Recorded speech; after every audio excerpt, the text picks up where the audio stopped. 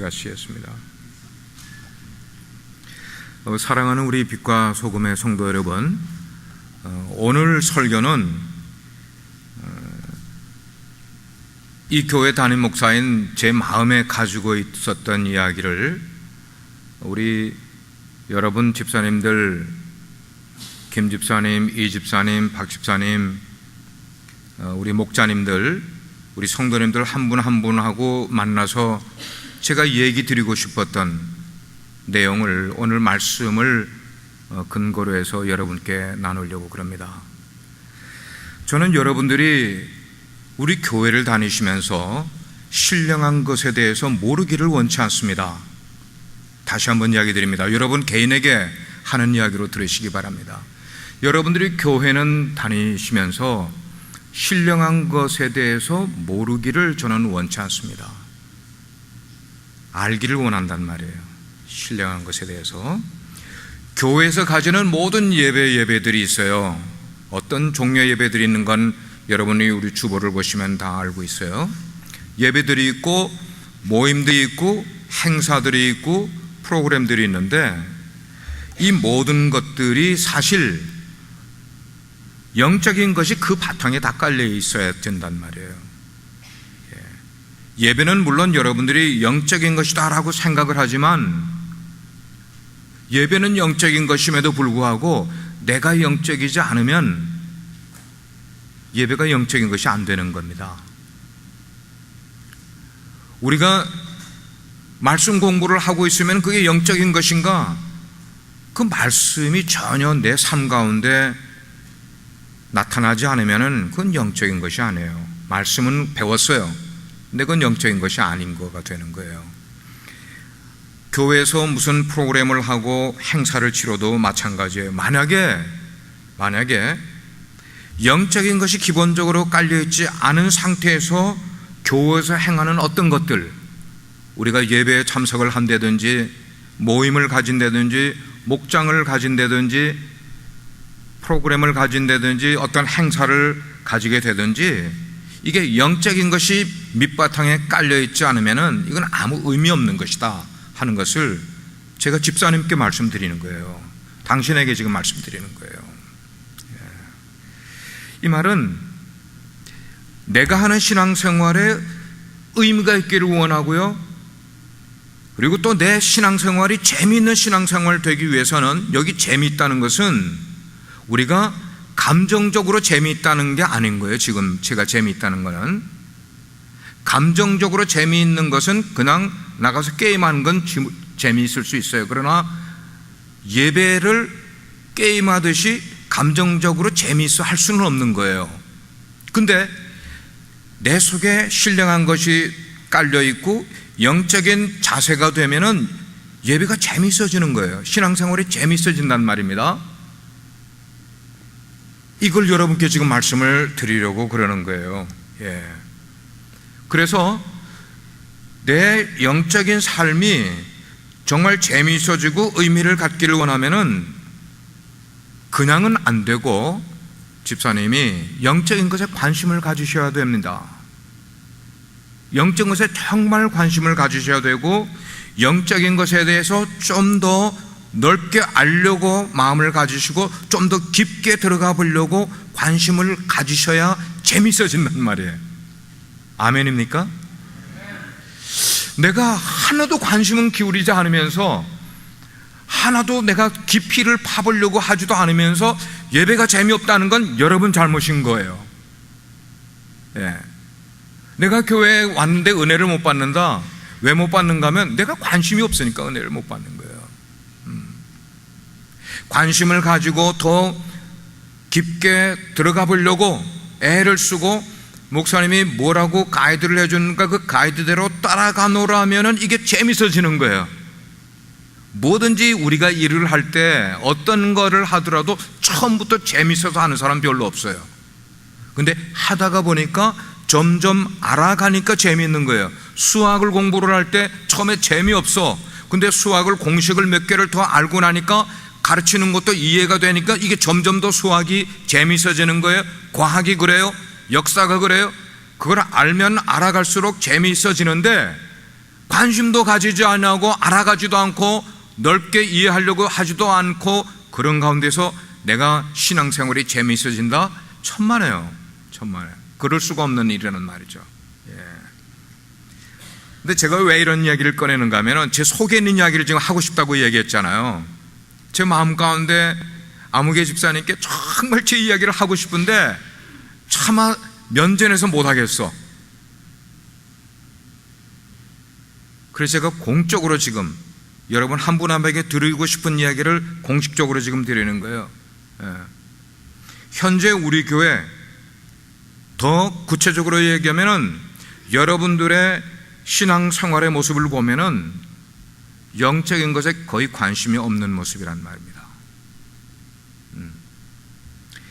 영적인 것을 더 깊고 그리고 더 넓게 경험하고 싶어하는 갈증이 목사인 제 눈으로 볼 때 여러분 모습에서 안 보인단 말이에요. 안 보일 뿐만 아니고 그게 여러분의 애티튜드에서 나타나지도 않고 있단 말이에요.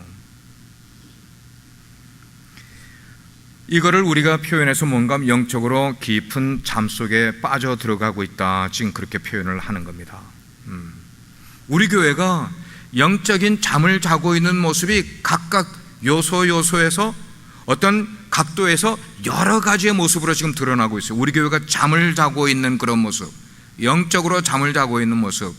물론 지난 선교탐험대가 5월 초에 마치고 VBS도 가지고 비서 축제 가지고 그제 우리 선교탐험대 리더 수련회 가지고 엄청나게 분주하고 바쁜 모습으로 교회가 돌아가는 것처럼 갔는데도, 그러나 여전히 제가 볼 때 여러분 속에는 영적인 갈증이 그렇게 없어 보이는 모습이란 말입니다.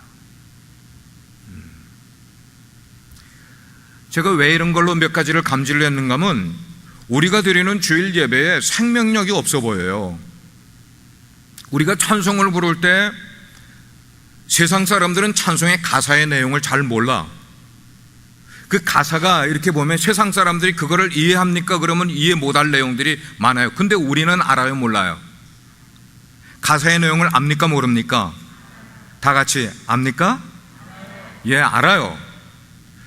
세상 사람들은 그 가사를 보면은 모르지만 우리는 아는 거.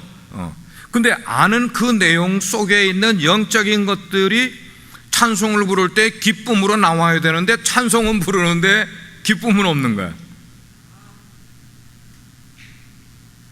기도를 하면은 기도를 하자고 해서 주일날도 기도를 하고 수요 주빌 때도 기도를 하고 또 우리 기도하는 그런 태도, 기도하는 자세, 기도에 참여하고 하는 이 모습을 보면은 없어. 영적인 것이 없는 거예요.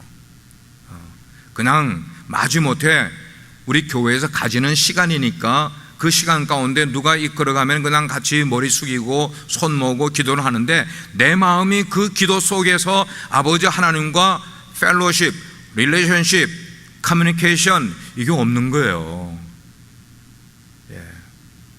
설교는 어떻습니까? 설교를 하면 청중이 깨어나야 되는데 설교를 그렇게 여러 번 해도 청중이 깨지 못하는 설교를 하고 있어. 제가 이게 뭐냐면 우리 예배에 생명력이 없다는 거예요. 무언가 우리 정신이 딴 데 가 있는 것이고 하나님은 계시다고 우리가 인정도 하면서 찬송도 하고 기도도 하는데도 불구하고 하나님 옆에 계신지 안 계신지, 하나님의 말씀을 하고 계신지 안 하고 계신지, 하나님의 마음과 내 마음이 전혀 컨택 포인트가 없이 예배를 끝나고 돌아가는 그런 모습들, 총체적으로 이런 것들을 표현하게 되면 우리는 지금 신앙생활을 형식적으로 하고 있는 거예요. 신앙생활을 우리는 형식적으로 하는 거예요. 집사님 안 그러십니까? 우리 신앙생활 지금 형식적으로 하고 있지 않습니까? 안수 집사님들, 목자님들, 집사님들 지금 신앙생활 형식적으로 하고 있지 않으세요? 제 원고에는 없습니다만 통역하는 분이 하셔야 되는데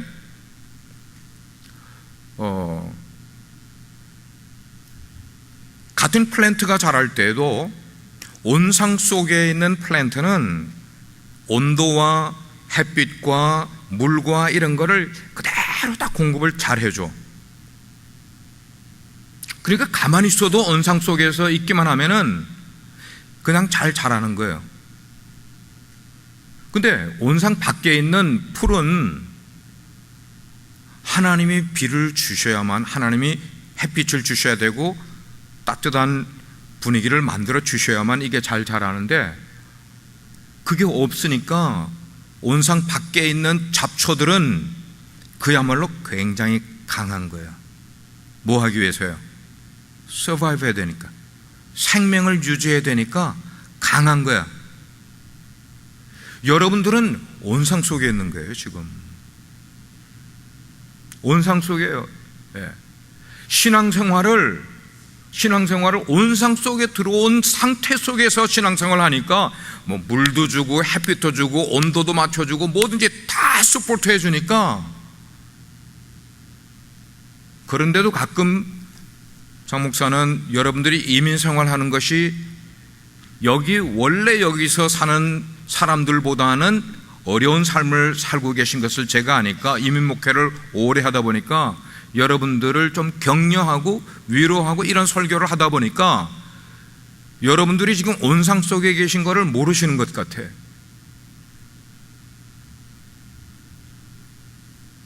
근데 여러분들이 온상 속에 계시는 한 해는 신앙생활을 강하게 훈련을 못 받고 있다는 사실입니다.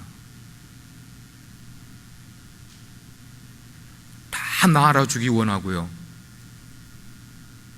다 이해해 주기를 원하고, 목사님이 나를 내 삶에 시간이 없음을 이해해 주기를 바라고, 내 육체가 얼마나 고달픈 거를 이해해 주기를 바라고, 이해해 주다 보니까 지금 이렇게 오는 거예요. 여러분의 삶이 그렇다는 것을 이해해 주다 보니까 오늘 여러분들을 온상 속에 있는 성도들로 만들어가고 있는 것 같은 느낌이라는 거예요. 어쩌면 하나님 앞에서 제가 직무유기하고 있는 것 같아요.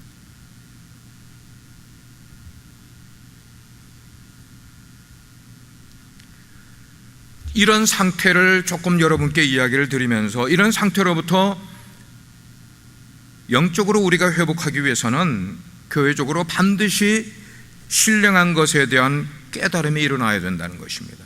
신령한 것에 대한, 영적인 것에 대한 관심이 일어나야 되고, 깨달음이 일어나야 되고, 각성이 일어나야 되고, 그 다음에는 그것이 행동으로 따라와야만 된다. 장 목사가 참아주고 기다려주고 사람이 좋다 보니까, 교회가 영적인 잠을 자는 이유는 무엇보다도 말씀에 대한 깊이 있는 깨달음이 없으면 교회는 영적인 잠을 자게 되어 있어요. 주님을 믿는 사람들은 이 말씀의 깨달음이 시간이 가면 갈수록 점점 더 깊어져야만 되는 거예요. 믿음을 가지고 살아가는 사람들은 시간이 가면 갈수록 말씀을 점점 더 폭넓게 이해할 수 있는 그런 자세가 되어져야 가야 되는 거예요. 이게 믿음의 삶을 살아가는 사람들. 어떻게 해요? 날마다 금년보다는 내년이 훨씬 더 말씀의 깊이가 넓어지고 깊어질 줄 아는 삶을 살아가는 게, 이게 믿음 생활하는 사람들이거든요. 깨달음을 얻기 위해서 기도도 하고, 깨달음을 얻기 위해서 말씀도 계속 읽어가야 되고, 찬송도 계속 불러가야 되고, 이게 다 뭐는가 하면 내 삶의 신앙생활에 깨달음을 갖게 하기 위해서예요. 그래서 제가 오늘 설교를 하다가 군데군데다가 뭐라고 펜으로 썼는가 하면 차분하게 제 감정에 실리지 않고 설교할 수 있게. 그래서 제가 무척 기도하면서 지금 이거를 하는 거예요. 감정에 실리지 않게 차분하게, 여러분들이 듣고도 그냥 깨달을 수 있게, 장 목사가 얼굴 시뻘개져서 설교하지 않아도 여러분들이 깨달을 수 있게 해달라고 하나님께 기도하고 섰어요. 그래서 이번 여름 기간 동안 목장도 하지도 않아, 또 여러분들이 뭐 특별한 거 평소에 하시던가 안 해도 돼. 그 대신 여름 기간 동안에 몇 번의 설교의 기회가 주어질지 모르지만, 우리 교회 전체의 어떤 영성의 회복을 위해서 제가 여러분께 말씀드립니다. 여러분의 연세 상관하지 마시고요, 여러분의 직분 상관하지 마시고, 누구든지 예배하는 일이나 찬송하는 일이나 기도하는 일이나 말씀 읽는 일이나 이런 것에서 여러분들이 좀 힘을 기울여서 여름 기간 동안에 여러분들이 좀 성령님에 집중하는 그런 삶을 한번 살아보려고 애를 쓰고 신령한 것을 좀 파보겠다는 그런 마음을 좀 가지시면서, 우리가 초등학교를 다니고 중학교를 다니는데 수학여행을 가는 거예요. 왜 수학여행을 가는 거예요? 특별한 익스피리언스를 갖게 하는 거예요. 학교에서만 공부하면 됐지 왜 수학여행을 가? 그러나 6년 동안 초등학교 가는 동안에 그 책상에서 교실에서만 배우지 못하던 것을 수학여행을 통해서, 근데 사람들은 보통 6년 동안 학교에서 배운 건 기억 안 나는데 뭔 기억이 나는 거예요? 수학여행은 기억이 나는 이유가 그거예요. 얼마나 중요한 익스피리언스, 경험이냐고요. 이번 여름 기간을 여러분들이 신령한 것을 간절히 좀 사모해 보시길 바랍니다. 제가 그 말씀을 이제 이끌어 가겠어요. 한번 저를 따라해 보십니다. 크리스찬의 영성은 오직 성령을 통해서 해야 한다. 다시 한번, 크리스찬의 영성은 오직 성령을 통해야 한다. 오늘 말씀을 보니까 1절에서 사도 바울이 그랬어요. 나는 너희가 신령한 것에 대하여 모르기를 원치 않는다. 알지 못하기를 원치 않는다. 이렇게 이야기를 하는 거예요. 고린도 교회 얼마나 신령한 은사가 많이 있는 그런 교회였습니다. 그런데 그 은사 많은 교회에 방언도 잘하고 성도들이 예언도 하고요, 영분별도 할 줄 알고요, 금식도 하고요, 별별 것 성령에 관계된 것을 많이 하는 그런 교회인데도 불구하고 사도 바울이 뭐라 그러는가 하면, 너희가 신령한 것에 대하여 모르기를 원치 않는다. 여기서 신령한 것이라는 것은 영적인 것을 말하고 영적인 사람을 말하는 거예요. 고린도 교회 성도들이 예수님을 개인의 구세주로 모시기 전에 그 사람들은 분명히 그리스, 로마, 이방 세계 속에서 섬기는 이방의 영성을 가지고 살아왔던 사람들이에요. 그래서 2절 말씀을 보면 이런 글이 나와 있어요. 너희가 이방인으로 있을 때에 말 못하는 우상이 끄는 그대로 끌려갔었느니라, 그렇게 이야기해요. 여기 끌려갔다는 것은 그들이 예수를 믿기 전에 다른 종교 생활을 할 때 그 다른 종교에서 가지는 영적인 현상들에 매료되고 거기에 빠져 들어가는 삶을 살았던 너희들이, 그 말이에요. 그런 상태에 있던 사람들이 예수를 믿고 강한 성령의 체험을 갖게 되니까 그들이 과거에 해왔던, 과거에 우상을 섬길 때, 다른 종교를 섬길 때 가져왔던 그 영적인 경험과 성령의 체험에서 오는 영적인 경험 속에서 혼돈이 일어나고 있는 거예요. 혼돈이. 우리 한국 크리스찬의 영성을 어느 목사님이 쓴 것이 오랫동안 우리 나온 것이 있는데 이렇게 표현을 했어요. 우리 한국 그리스도인의 영성은 양파와 같다 그랬어요. 양파 신앙이다 그래요. 양파는 하나예요. 근데 껍질을 쫙 하나를 벗기면 그 속에 또 양파가 또 나와. 그게 뭔가 하면 크리스찬의 영성을 벗겨내면 우리 한국 그리스도인들은 불교의 영성이 나온다는 거예요. 불심이 나오는 거예요. 불심이. 그랬다가 그 한 껍질을, 양파를 또 벗기고 나니까 양파가 또 나와 속에. 그 뭔가 유교의 영성이 나오는 거예요. 그래서 맨날 교회 속에서도 유교의 영성을 따지는 거야. 유교가, 기독교가 말하는 게 아닌 유교가 말하는 걸 자꾸만 따지는 거예요. 그 다음에 또 하나를 베끼고 나면은 그 가장 우리 한국 그리스도인의 영성 속에 가장 속에 있는 영성은 뭔가 하면 미신의 영성, 무속 영성이 그 속에 있다, 그렇게 이야기를 했거든요. 이게 지금 이거 똑같은 거예요. 똑같은 거예요. 사도 바울이 고린도 교회 사람들에게 이야기를, 너희들이 옛날에 이방신을 섬길 때 그 이방의 영성을 가지고 있던 것들, 그것 때문에 지금 혼돈이 일어나고 있구나. 그러나 성령의 인도를 받는 사람들에게는 확실한 증거가 있는 거예요. 그 확실한 증거는 예수 그리스도의 그 복음의 고백이 우리 가운데 나오는 거예요. 복음의 고백. 그래요. 예수 그리스도가 내 삶의 주인인 것을 믿는 바로 그 믿음, 그것은 성령의 역사로만 가능한 것이지 성령의 역사가 아니면 예수님을 내 주님이라고 고백할 수가 없는 거예요. 우리 어린아이들에게 6, 7살짜리에게 너 예수님이 너의 주님이라고 고백해봐 그러면 아이들은 예수님이 나의 주님이에요 고백 따라해요. 왜? 어린아이이기 때문에요. 아직 자아가 아직 커지지 않았기 때문에. 제가 여러분들에게 예수님이 여러분의 삶의 주인이심을 믿습니다라고 고백해 보세요 하면 그렇지 않은 사람은 못 한다니까요. 왜냐하면 내 자아가 용납이 안 되는 거려. 예수님이 그냥 초상화에서 보는 그런 예수님 같으면 고백하겠는데, 아니 내 삶의 주인 되시는 분이라고 고백하라고 하면은 그게 고백이 되냐고요.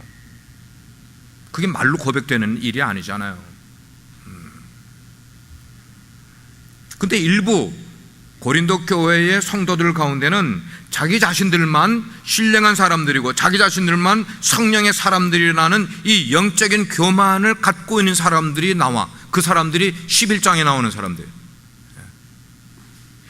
그래서 어떤 사람들이 진정한 성령의 사람인지를 바로 알려줘야 될 필요가 있어서 사도 바울이 지금 12장을 쓴 거예요. 그래서 사도 바울이 신앙 고백과 성령의 역사와의 관계는 이런 관계로 맺어지는 것이다 하는 것을 말씀을 해준 거예요. 그게 뭐냐면 3절에 나오는 거예요. 누구든지 성령으로 말미암지 않고는 예수를 주로 시인하지 않는다는 거예요. 그냥 입으로 나오는 게 아니라 성령에 의해서, 성령의 감동에 의해서 예수님을 나의 주님으로 영접도 하고 예수님을 나의 주님이라고 시인하고 그 말은 고백할 수 있게 된다는 거예요. 이 고백이 분명히 사람들이 이 고백을 바르게 하게 될 때 그 사람을 우리는 성령에 의한 사람, 신령한 사람, 그렇게 우리가 부르는 거예요. 저는 이 예배에 나오신 여러분 한 분 한 분들, 집사님 한 분 한 분 여러분들이 예수 그리스도를 주님으로 고백하는 그리스도인 되기를 주의 이름으로 축원합니다. 또한 우리 교회가 초대교회의 본질로 돌아가서요, 정말 성령 하나님을 우리 교회 속에서 회복하는 그런 교회가 되기를 갈망을 하고 축원드려요. 그런 교회가 좀 돼야 되겠다는 거예요. 그래서 성령의 역사가 강하게 좀 나타나는 교회가 되고 우리 사람들의 마음속에 있는 찌질구리한 그런 것들이 자꾸만 드러나지 않는 교회가 되어야 되겠고, 우리 작은 생각들이, 세상적인 생각들이 우리 공동체 속에서 자꾸만 파급되는 것들이 막아지는 그런 역사가 일어나는 것은 성령이 강하게 우리 가운데 역사하면 그런 역사가 일어나게 되는 거예요. 그런데 성령의 역사가 약해지게 되면은 교회 사역 속에 능력이 나타나지 않게 돼 있어요.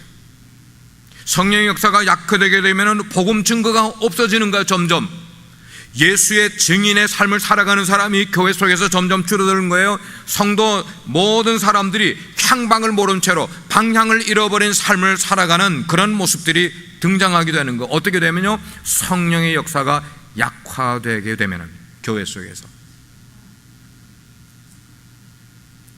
그러면 제가 집사님께 묻겠어요. 여러분, 우리 교회는 지금 성령의 역사가 워킹하고 있습니까? 약해져 있습니까? 그 말은 우리 교회가 복음 증거가 일어나고 있어요? 예수의 증인 노릇 하고 있어요? 여러분들이 어디로 가야 되는지 향방을 알고 똑바로 걸어가고 계세요? 보이지가 않는다고요. 그런 게 없으니까요. 그저 내 하고 싶은 말 다 하는 교회가 돼버리고 내 행동에도 아무도 저지하지 말아야 되는 교회로 가버리고 있는 거예요. 이 성령의 역사가 두 가지로 하게 되는데, 하나는 개인 성령의 역사로 드러날 수가 있고 공동체 성령의 역사로 드러날 수가 있는데, 오늘은 그 가운데 이 밸런스 균형을 잘 맞춰서 우리가 이것을 믿음으로 노력하며 성령의 은혜를 사모해야 되는데, 그 가운데 개인의 성령에 대해서 여러분과 말씀을 나누려고요. 성령의 역사가 우리 가운데 개인에게 오게 되면 우리 개개인들이 어떤 일들이 일어나는가 하면 죄로부터 거룩한 삶을 살아가기 시작을 합니다. 아멘. 성령이 우리 개인에게 와서 워킹을 하게 되면은 우리 개인의 삶이 죄를 거룩한 삶으로 가게 되어 있다는 거예요. 우리 말씀 하나 보겠어요. 데살로니가후서 2장 13절 말씀 같이 한번 읽습니다. 소리내서 시작. 주께서 사랑하시는 형제들아, 우리가 항상 너희에 관하여 마땅히 하나님께 감사할 것은 하나님이 처음부터 너희를 택하사 성령의 거룩하게 하심과 진리를 믿음으로 구원을 받게 하심이니. 여기 보면은 성령은 사람을 선택해서 구별시키는 작업을 하는 거예요. 사람을 선택해서 구별시키는, 분리시키는 작업을 하는 거. 뭐로부터 분리시키는가 하면 세상으로부터 분리시키는 작업을 성령이 우리 가운데 오시면은 그 일을 하게 돼 있어요. 사람은 사람을 구별되게 만들지 못해요. 사람은 사람을 거룩하게 만들지 못해. 그 일은 누구만이 하실 수가 있는가 하면 성령님만이 우리를 분별하시고 우리를 구별하시고 우리를 질서를 나타내 주시는 게 성령님만 그렇게 하실 수가 있는 거예요. 그러므로 성령의 역사가 약해지게 되면은 비록 그 교회가 은사를 강조한다 할지라도요, 치유를 사모한다 할지라도요, 우리 가운데 병고침을 사모한다 할지라도, 우리 가운데 체험을 상도하고 우리 가운데 예수의 역사가 일어나기를 아무리 강조한다고 하여도 거룩성을 잃어버리는 거예요. 지금 고린도 교회는 성령의 은사라는 은사는 다 가지고 있는 교회였지만 그 교회가 하나 중요하게 잃어버리고 있는 게 거룩성을 잃어버리고 있어요. 그런 대표적인 교회를 고린도 교회라고 지금 사도 바울이 말씀을 하고 있는 거예요. 고린도 교회는 영적인 파워가 넘치는 그런 교회에 있었습니다. 그러나 고린도전서 6장을 우리가 읽어보게 되면 그 전체 속에서 하나님 앞에서 그들은 씻음도 없었고 의롭다 하심을 받은 능력으로 하나님 앞에 서지를 못하는 교회가 되어버린 거예요. 뭐가 없었다고요? 씻음, 영어로 하면 클린스, 깨끗하게 함이 없었다는 거예요. 영적으로 깨끗함은 없이 계속해서 성령의 능력만, 그래서 은사도 나타나고 방언도 하고 뭐 예언도 하고 뭐 통변도 하고 별별 것 다 하는데, 날고 뛰고 하는데 그 속에 정작 중요한 거룩성을 잃어버린 교회가 되어버려요. 왜냐하면 성령 안에서의 씻음이 그들 가운데에서 없었기 때문에. 사랑하는 우리 성도 여러분, 우리 교회가 강한 교회가 되고 바른 교회가 되려면 거룩성을 찾아야 돼요. 아무도 아멘 안 하시네? 우리 현대 교회가 가장 약한 게 뭔지 아십니까? 자, 집사님들 저를 딱 보세요. 우리 현대 교회에서 가장 약한 부분이 뭔지 아세요? 죄사함의 능력이 없어요. 죄사함의 능력. 아니, 설교자가 강단에서 죄사함의 메시지를 별로 외치지를 않고 있어요. 제가 그랬어요. 제가 여러분들이 듣기 싫어하는 거 아니까. 그러나 죄사함을 기성교회들이 외치지 않는 동안에 이 죄사함을 누가 많이 외치는가 하면은 이단들이 외치고 있네요. 이단들이 죄사함을 받아야 된다고 막 외치니까 교회에 있는 성도들 가운데 거기 혹해가지고 빠져가는 사람들이 있는 거예요. 구원파.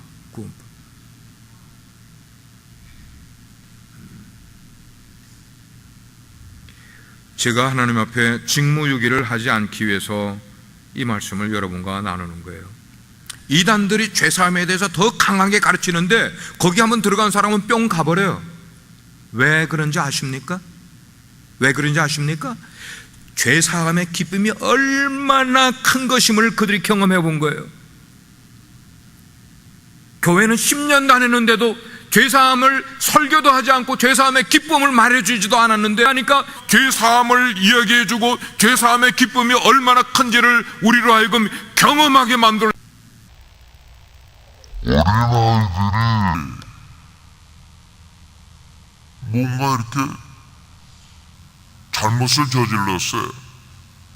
잘못을 저질렀는데 부모에게 말을 하지 못하고 있는 동안은 아이들이 엄마의 눈치를, 아빠의 눈치를 슬슬 보면서 눈을 못 맞춰.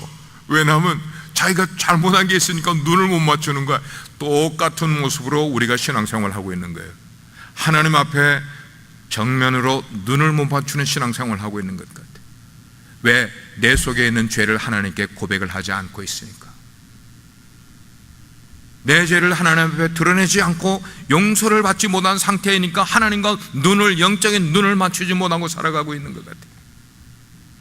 그거 다 내려놓으면은 그 죄 사함을 받았을 때 우리 가운데 강같이 흘러나오는 기쁨과 사랑과 은총의 이 감격을 우리의 신앙생활 속에서 누리면은 이보다 더 큰 기쁨이 없는데, 이게 없으니까 그냥 나이스하게 교회 와서 사람들하고 나이스하게 인사하고 예배를 나이스하게 드리고 돌아가면 끝이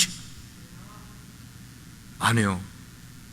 예배는 하나님 앞에 고백이 있어야 되고, 그 고백에서 나오는 엄청난 능력, 기쁨, 그거를 체험하는 게 우리의 모습이 되어야만 되는 거예요.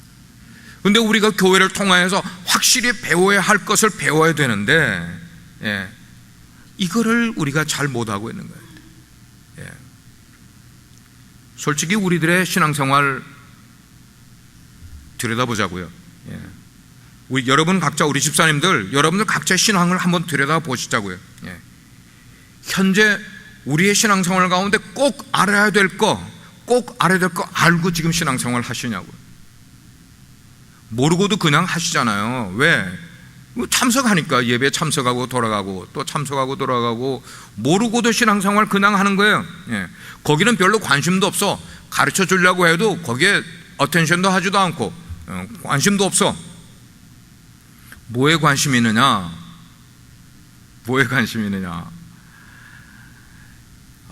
다음 주에 우리 목장이 점심 식사를 준비해야 돼. 우리 무슨 반찬 만들어야 되지? 그거 가지고 2시간 이야기를 하고 있어요.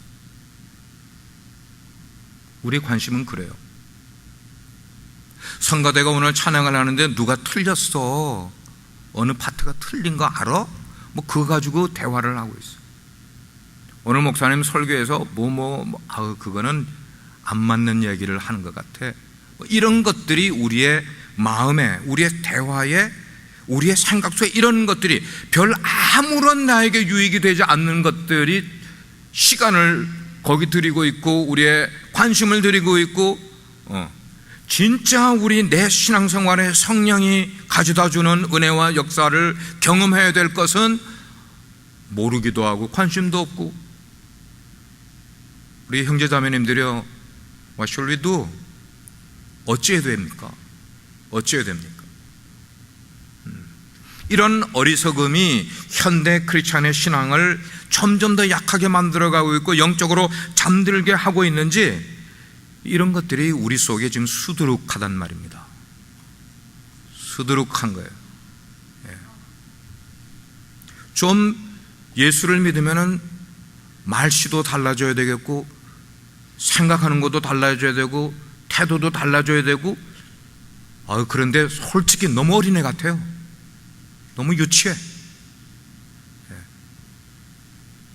어른이 돼서 어떻게 그렇게밖에 말을 못하고 생각을 못하고, 연세가 들어가면서도 마찬가지고.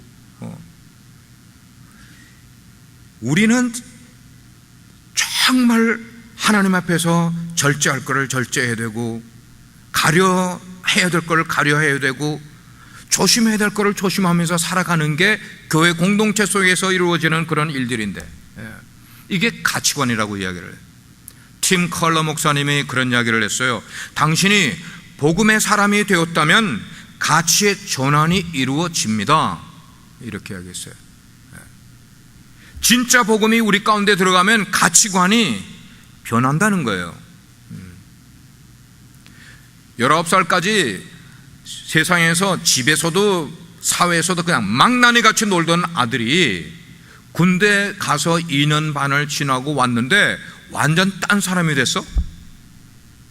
여러분, 그 딴 사람이 됐다는 게 뭔가 하면 그 아이의 가치관이 변했기 때문인 거예요. 말도, 전에는 막 함부로 하던 아이가 군대 갔다 왔는데 얼마나 말이 정중해지고 나이스해졌는지. 군대가 그 아이의 가치관을 바꿔놓은 거예요. 사람은 자신이 가지고 있는 그런 가치관에 따라 삶의 결정을 달리하게 되어 있어요. 그래서 우리가 인생을 살아갈 때 내 삶에 크고 작은 결정을 해야 될 때 그 결정을 해야 될 때가 나의 가치관에 따라서 결정을 하게 돼 있어요. 영혼의 가치를 알고 하늘의 가치를 알고 살아가는 사람은 내 인생의 큰 작은 일을 결정할 때도 늘 하늘의 가치를 생각을 하면서 거기에 맞게끔 결정을 하면서 살아가는 거예요. 그것을 내 마음 가운데 늘 생각을 하고, 그러면 그 사람은 미래가 틀림없이 유익한 삶을 살아갈 수밖에 없어요. 하늘의 가치를 가지고 결정을 하고 인생을 살아가는 사람이. 그러나 하늘의 가치는 전혀 생각하지 않고 늘 내 마음 가운데는, 내 생각 가운데는 이 땅의 가치만 가지고 살아가는 거야. 땅의 가치만 가지고 살아가는 거야. 그렇게 마음을 두고 산다면 그 사람이 가지고 있는 원래의 좋은 가치조차도 오히려 악한 영향을 받게 되어 있는 거예요. 땅의 가치를 계속 생각을 하면서 살아가게 되면 원래 그 사람이 예수를 믿고 속에 가져다 준 그 좋은 가치, 이것도 악한 영향을 받게 되어 있는 거예요. 아쉬운 것은 뭐가 아쉬운가 하면 적지 않은 그리스도인들이, 오늘을 살아가는 적지 않은 그리스도인들이 정말 가치 있는 일들은 뒤로 해버리고 별로 가치 없는 것에 인생을 투자를 하고 시간을 투자를 하고 히덕거리면서 비디오나 보면서 그런 식으로 인생을 낭비하고 있으니까 고린도 교회의 영성처럼 너희들이 이방 신을 섬기고 있을 때의 그 이방의 영성과 예수 그리스도의 영성이 들어가서 지금 혼란 속에 빠져 있구나. 혼란 속에 빠져 있구나. 집사님 그렇지 않으세요? 요즘 집사님들의 삶이 그렇지 않으시냐고요. 24시간 동안 하나님을 생각을 하고 하나님과 교제하는 시간과 비해서 내가 TV 앞에 있는 시간과 우리가 한번 생각을 해볼 필요가 있는 거예요. 혼동된 가치 속에서 내가 갈등하고 있지 않는가. 한번 저를 따라 다시 한번 복창을 한번 해보겠습니다. 오직 복음만이 사람을 가치 있게 변화시킨다. 오직 복음만이 사람을 가치 있게 변화시키지 그 이외에 어떤 것도 우리를 가치 있는 존재로 변화시키는 그런 역할은 못해요. 그러면 이제 우리가 그러면 나의 인생에서 정말 가치 있는 게 무엇인가, 그게 뭐냐 하는 거예요. 그걸 알아야 거기다가 내가 시간도 투자하고 노력도 투자하고 내 삶을 거기다가 들어가야 되지 않겠어요? 제가 여러분께 이미 다 이야기를 드렸어요. 그건 땅에 있는 것이 아니고 하늘에 있는 것을 내가 찾는 거예요. 하나님의 말씀이고 복음인 거예요. 육신을 위해 사는 것 아니고 영혼을 위해 살아가는 삶을 내가 이 세상에서 추구하게 되는 거예요. 이런 가치를 두고 우선순위를 내 삶 가운데서 만들어가는 그 일에 내 시간을 좀 투자할 줄 알고 노력을 투자하고 그렇게 하는 것이 내 자신이 그렇게 살아가다 보면 내 자신이 나도 모르는 사이에 변화되는 것을 우리가 경험할 수 있게 되는 거예요. 그래서 사도 바울이 오늘 말씀하기를 성령이 우리에게 오셔서 성령의 법이 나의 삶을 지배하게 되면 그때부터는 세상의 법, 그것이 세상을 쫓아가는 그런 삶이 점점 내 삶에서 멀어져 갈 것이라고 성경이 말씀을 하고 있습니다. 빌립보서 4장 말씀을 보게 되면은 사도 바울이 그 자기의 실제 삶을 그렇게 이야기를 했어요. 배부름이 있고 배고픔이 있고 풍부가 있고 궁핍이 있고 비천이 있고, 자, 그런 것을 이야기를 하게 될 때 일반적으로 사람들이 배가 부를 때는 그냥 쉽게 하나님을 찾을 수가 있고 쉽게 하나님을 믿는다고 생활을 해요. 그러나 내가 정말 배가 고파지면 하나님을 떠나. 내가 풍부할 때는 하나님을 찾다가 내가 정말 지지리도 어렵게 되면 하나님을 떠나는 게 이게 인간의 모습이에요. 사도 바울이 빌립보서 4장 12절에서 주시는 말씀은 그거하고는 좀 달라요. 일반 인간의 그 삶을 보다는 달라요. 뭐라고 그가 말하는가 하면 나는 비천에 처할 줄도 알고 풍부에 처할 줄도 알아 모든 일 곧 배부름도 배고픔도 풍부와 궁핍에도 처할 줄을 아는 일체의 비결을 배웠다. I learned. 일체의 비밀을 배웠다. 사도 바울은 어떤 형편에 자기가 처할지라도 자족하는, self-content 할 수 있는, 그걸 자기가 배웠다고 얘기하는 거예요. 이것이 바로 바울이 바울 되게 만든 거예요. 이것이 바로 우리로 그리스도인 되게 만드는 것이에요. 어떤 상황에서도 비굴해지지도 않고, 없어도 비굴해지지 않고, 많아도 내가 교만하지 않고, 세상을 많이 배운 지식을 많이 가져도 사람들 앞에 겸손해질 수 있고, 내가 학교를 하나도 가지 못했어도 사람들 앞에 떳떳이 나설 수 있는, 내가 부유하든지 가난하든지 어쨌든 나에게 주어지는 일체의 삶의 비결을 내가 배운 거. 어떤 형편도 상관이 없다. 상관이 없다. 그래서 사도 바울이 그 다음에 13절에 내게 능력 주시는 자 안에서 내가 모든 것을 할 수 있다. 이거는 내가 하나님의 이름만 찾으면 모든 거 all possible 이게 말하는 게 아니라, 어려울 때나 쉬울 때나 풍부할 때나 가난할 때나 어느 상황에서든지 나는 변함없이 하나님을 바르게 섬기는 가치관을 내가 습득했다. 지금 그 말이에요. 진짜 성령이 임하시면 우리 가치관이 변화요. 아멘, 아멘, 아멘. 정말 신앙의 중요한 것들을 우리가 찾아야만 될 것 같아요. 성령 충만하다는 것은 내 인격이 하나님의 영으로 가득 채워지는 거, 이게 성령 충만한 거예요. 좋은 교회, 그렇지 않은 교회 구별하는 방법은 예수의 능력이 그 가치를 그 교회 속에서 있게 지배하느냐, 내가 좋은 그리스도인이냐 그렇지 않은 그리스도인이냐, 그거를 구별하는 방법은 내 가치관 속에 성령이, 예수의 영이 가득 나를 지배하는 삶을 살아가고 있느냐, 아니면 내가 살아서 내가 살아가고 있느냐, 이게 그리스도인이냐 아니냐의 모습인 거예요. 만약 제가 여러분께 우리 교회는 정말 좋은 교회입니다 라고 설교를 하고 있는데 여러분들의 삶이 궁핍해진다면은, 여러분의 삶이 피폐해진다면은 아마 그 결과로 우리 교회를 떠날 분들이 꽤 계실 거예요. 목사님은 우리 교회를 좋은 교회라고 했는데 왜 우리의 삶이 이렇게 어려워지고 힘들어지냐, 그래서 교회를 떠나는 분들이 계실 거예요. 그러나 지금 제가 좋은 교회라고 이야기하는 것은 우리가 배부르면 좋은 교회가 되고 우리가 배가 고프면 나쁜 교회가 되고, 지금 그런 표현으로 말하는 게 아닌 거예요. 예수의 영이 충만한 것인가, 예수의 가치가 우리를 지배하는 삶을 살아가는, 그래서 그런 공동체가 모여서 살아가는 그런 사람들인가, 그것이 중요한 거예요. 그러니까 내 삶의 환경이 아무리 초라한 거 이거 상관이 없는 거예요. 내가 돈을 좀 부족하게 벌어도 이게 상관이 없는 거예요. 그거 대신 뭐예요? 예수의 가치로 충만한 교회가 된다면, 예수의 가치로 충만한 가정이 되고 그런 가치로 충만한 개인이 된다면 그 사람은, 그 가정은, 그 교회는 좋은 교회가 되고 좋은 가정이 되고 좋은 삶을 살아가는 사람이 될 수 있다는 거예요. 예. 이게 신령한 삶을 살아가는 모습인 겁니다. 내 영혼은 다 잃어버렸는데 어쩌나 교회는 매일 다니면서도 내 영혼은 다 잃어버려서, 다 뺏겨버렸어. 어디로 뺏겨버렸어요? 여러분이 다 아시잖아요.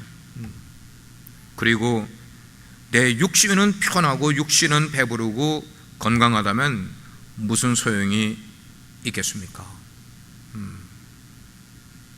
내 영혼의 가치가 정말 만들어지게 되면은 우리는 그냥 있지 않아요. 사람의 영혼을 터치할 수밖에 없어요. 아직도 하나님을 모르는 사람이 있으면 그의 영혼을 터치해 주기 시작을 하는 거예요. 내가 진정한 가치를 깨달았기 때문에. 그래서 개인적으로 성령이 우리에게 주는 첫 번째 유익은 거룩성이라고 그랬어요. 거룩성은 세상과 분리된 삶을 살아가는 거예요. 자, 그런 거룩함을 추구하면서 한 주간을 여러분들이 열심히 제대로 신앙생활 하려고 애를 쓰시다가 다음 주에 뵐 수 있기를 주의 이름으로 기대합니다. 기도하겠습니다.